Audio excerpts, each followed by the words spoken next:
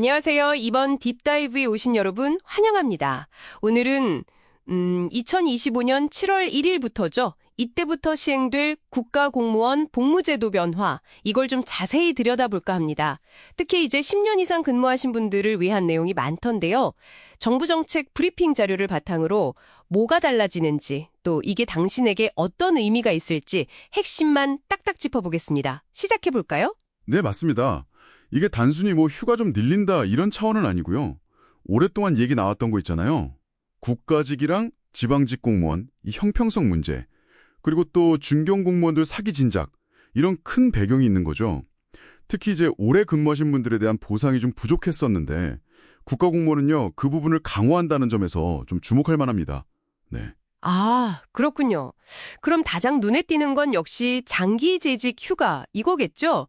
이게 거의 20년 만에 다시 생기는 거라고 들어서요. 네, 맞아요. 이게 1996년에 처음 생겼다가 2005년에 한번 없어졌었죠. 정부 효율화 이런 기조 속에서요.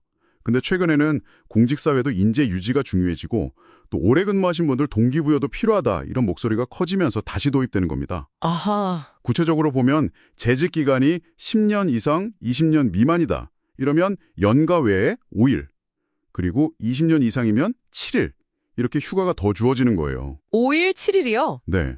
특히 20년 넘게 근무하신 분들은 퇴직 준비 같은 거 할 때 좀 유연하게 쓸 수 있도록 그렇게 만들었고요. 아, 그게 중요하겠네요. 과거에는 효율성만 따졌다면 이제는 사람, 인력 유지 쪽으로 무게중심이 옮겨가는 신호로 봐도 될까요? 네, 그렇죠. 그런 맥락으로 해석할 수 있습니다. 분위기가 확실히 달라졌죠. 네, 중요합니다. 소급 적용은 아니에요. 딱 2025년 7월 1일, 이 날짜 이후에 재직 기간 10년 또는 20년을 채우시는 분들, 그분들부터 해당 연도에 휴가를 받게 되는 겁니다. 아, 그러니까 7월 1일 기준으로. 네. 예를 들어서 2025년 6월 30일에 딱 10년 채우셨다. 그러면 바로 다음 날인 7월 1일부터 5일 휴가 대상이 되는 거죠. 과거로 기간은 아니고요. 그렇군요. 명확하네요. 이게 단순히 그냥 휴는 날 늘어나는 거 말고 또 다른 변화들도 있다면서요. 일과 삶의 균형, 워라밸 이런 거 관련해서요. 네, 맞습니다. 두 가지 정도 더 주목할 만한 게 있는데요. 첫째는 남성 공무원들. 이분들을 위한 배우자 임신기 동행 특별휴가라는 게 새로 생겼어요. 배우자 출산휴가 말고요. 네, 그거 말고요. 배우자가 임신했을 때 그 기간 동안 병원 진료 같이 가거나 할 때 쓸 수 있는 거예요. 최대 열일까지요. 와, 열일이나요? 이건 꽤 크네요. 네, 아무래도 저출생 문제도 심각하고 하니까 남성들도 육아에 좀 더 적극적으로 참여할 수 있게 실질적인 지원을 하려는 거죠. 그런 의지가 보입니다. 이건 진짜 실질적인 도움이 되겠는데요. 근데 사실 이런 제도가 있어도 눈치 보여서 못 쓰는 경우도 있잖아요. 그런 분위기까지 고려가 된 걸까요? 그 지적 정말 중요합니다. 사실 제도만 만든다고 다 되는 건 아니죠. 조직 문화가 같이 가야 하는데요. 정부 자료에 명시적으로 분위기 개선 노력 이렇게 써 있진 않지만 아마 제도 도입 자체가 조직 내에 좀 긍정적인 신호를 주지 않을까 그런 기대는 하는 것 같습니다. 그리고 두 번째 변화는요. 임신 중인 여성 공무원들을 위한 건데요. 모성보호 시간 보장이 더 강해졌습니다. 모성보호 시간이요. 그건 원래 있었던 거 아닌가요? 뭐가 달라진 거죠? 네, 원래 있었죠. 근데 기존에는 임신 초기, 그러니까 12주 이내, 그리고 후기, 이게 원래 36주였는데 이번에 32주 이후로 바뀌었고요. 이때 하루 최대 2시간 단축 근무 신청할 때 업무에 지장이 없는 경우에 한해서 허용한다. 이런 조건이 붙어 있었거든요. 아, 그 애매한 조항이 있었죠? 네, 근데 이제 그 업무 지장 조건을 아예 없앴어요.